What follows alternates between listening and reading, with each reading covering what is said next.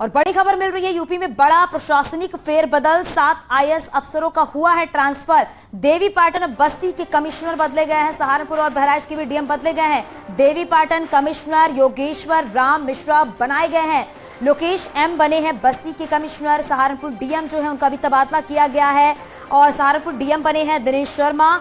Bahraich DM बनी है मोनिका। सुधीर बोबड़े अपर मुख्य सचिव राज्यपाल बने हैं। एमपी अग्रवाल बने हैं प्रमुख सचिव उच्च शिक्षा। ये बड़ी खबर हम आपको बता रहे हैं, यूपी में बड़ा प्रशासनिक फेरबदल किया गया है और 7 आईएएस अफसरों के ट्रांसफर किए गए हैं, बदलाव किया गया है। और देवीपाटन की बात करें या फिर बस्ती की बात करें तो यहाँ के कमिश्नर बदले गए हैं, सहारनपुर और बहराइच के डीएम भी बदल दिए गए हैं।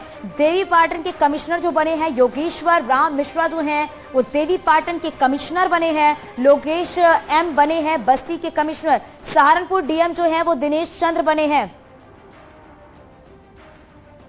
हमारे सहयोगी संकेत मिश्रा हमारे साथ फोन लाइन पर जुड़ गए। संकेत, जरा बताइए, बड़ा प्रशासनिक फेरबदल, 7 आईएएस के ट्रांसफर किए गए हैं। बिल्कुल जाहिर सी बात है कि उत्तर प्रदेश से 7 वरिष्ठ आईएएस अफसरों के तबादले किए गए हैं। इसमें अपर मुख्य सचिव स्तर के भी आईएएस अफसर हैं। राजभवन में तैनात थी कल्पना अवस्थी, उनकी जगह सुधीर बोबड़े को अपर मुख्य सचिव राज्यपाल बनाया गया है। ये काफी अहम पोस्टिंग है। इसी तरीके से कमिश्नरों को उसमें भी फेरबदल किया गया है। देवीपाटन मंडल के कमिश्नर महेंद्र अग्रवाल बनाए गए हैं। वहीं योगेश्वर राम मिश्रा को बस्ती से देवीपाटन मंडल का कमिश्नर बनाया गया है। इसी तरीके से कमिश्नर सहारनपुर लोकेश एम बस्ती के कमिश्नर बने हैं। वहीं 2 जिलाधिकारी दिनेश चंद डीएम सहारनपुर बनाए गए हैं, मोनिका डीएम बहराइच बनाई गई है। तो जाहिर सी बात है कि अफसरों के ये तबादले काफी अहम है। 2 जिलों के जिलाधिकारी हैं, अपर मुख्य सचिव हैं और 2 मंडलों के कमिश्नरों में बदलाव किया गया है। बहुत शुक्रिया संकेत इस पूरी जानकारी के लिए।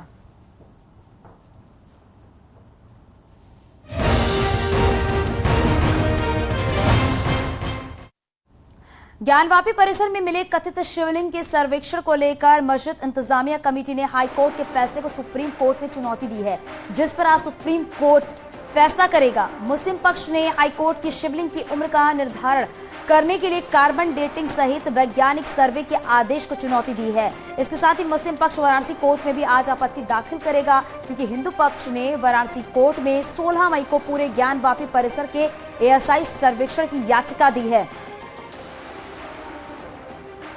हिंदू पक्ष की याचिका के खिलाफ मुस्लिम पक्ष आपत्ति दाखिल करेगा, क्योंकि 22 मई को याचिका पर सुनवाई होनी है और इसी सुनवाई के साथ ही 7 मामलों पर वाराणसी कोर्ट 22 मई को सुनवाई करेगा। उससे पहले आज सुप्रीम कोर्ट में कथित शिवलिंग की कार्बन डेटिंग मामले में यह सुनवाई होगी। तो आज अहम सुनवाई होनी है। हाईकोर्ट के फैसले को सुप्रीम कोर्ट में चुनौती दी गई है। देखिए, हम लोगों ने माननीय जिला न्यायालय में हम लोगों ने एक प्रार्थना पत्र कहिए याचिका दाखिल किया था, जिसमें पूरे ज्ञानवापी परिसर का एएसआई जांच करवा लिया जाए। आज इस पे मुस्लिम पक्ष अपना ऑब्जेक्शन दाखिल करेगा और ऑब्जेक्शन क्या दाखिल करेगा ये आप भी समझ सकते हैं। स्वाभाविक सी चीज़ें को विरोध करेंगे।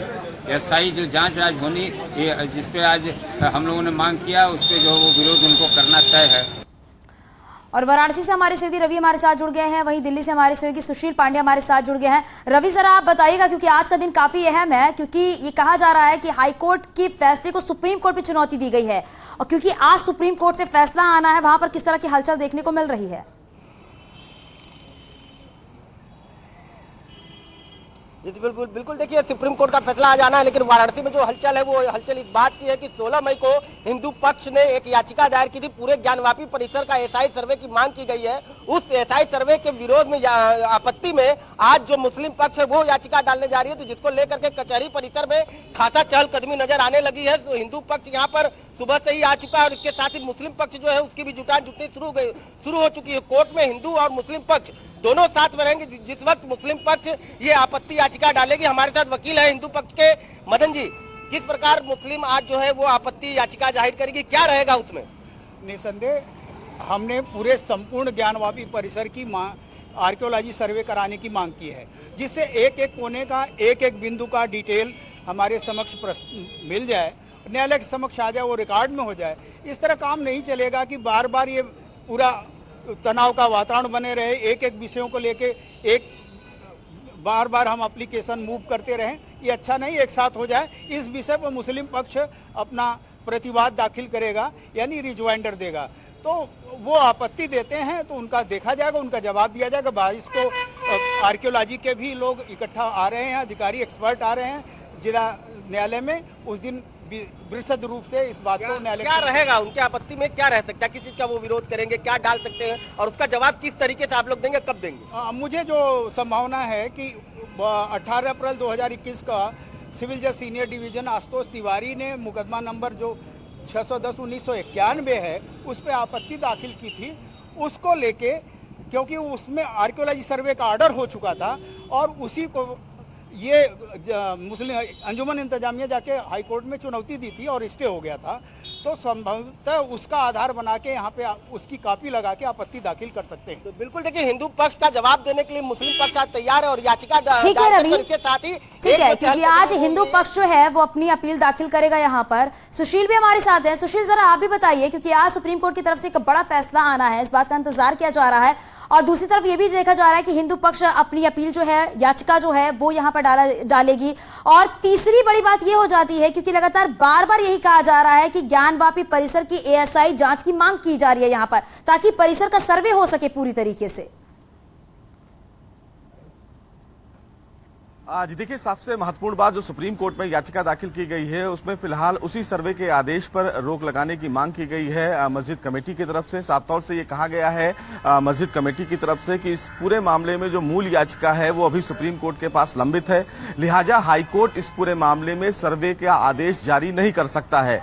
और जिस तरह हाईकोर्ट ने इस पूरे मामले में सर्वे के आदेश को उसने जारी किया है वो एक तरफा आदेश है, लिहाजा सुप्रीम कोर्ट उस आदेश की समीक्षा करे। सबसे महत्वपूर्ण बात इस मामले में यह है कि मस्जिद कमेटी की तरफ से कि जो तमाम शिलाखंड मिले हैं जिसका साइंटिफिक सर्वे की बात कही गई है और निचली अदालत को यह आदेश दिया था हाईकोर्ट ने कि 22 तारीख तक सर्वे की एक रूपरेखा तैयार की जाए, लेकिन इस पूरे आदेश पर जो मस्जिद कमेटी है उसने आपत्ति दर्ज कराई है और ये कहा है कि एक तरफा आदेश हाईकोर्ट के द्वारा जारी नहीं किया जा सकता है और सुप्रीम कोर्ट उस आदेश पर रोक लगाए। बहरहाल ये लगभग 12:30 बजे के आसपास चीफ जस्टिस की बेंच में इस पूरे मामले की सुनवाई होगी। देखना बेहद अहम होगा कि सुशील जरा ये भी बताइएगा, क्योंकि हिंदू पक्ष की तरफ से जो याचिका डाली जाएगी, जो अपील डाली जाएगी, वो कितने बजे डाली जाएगी और जो सुप्रीम कोर्ट की तरफ सुनवाई होनी है वो कितने बजे होनी है?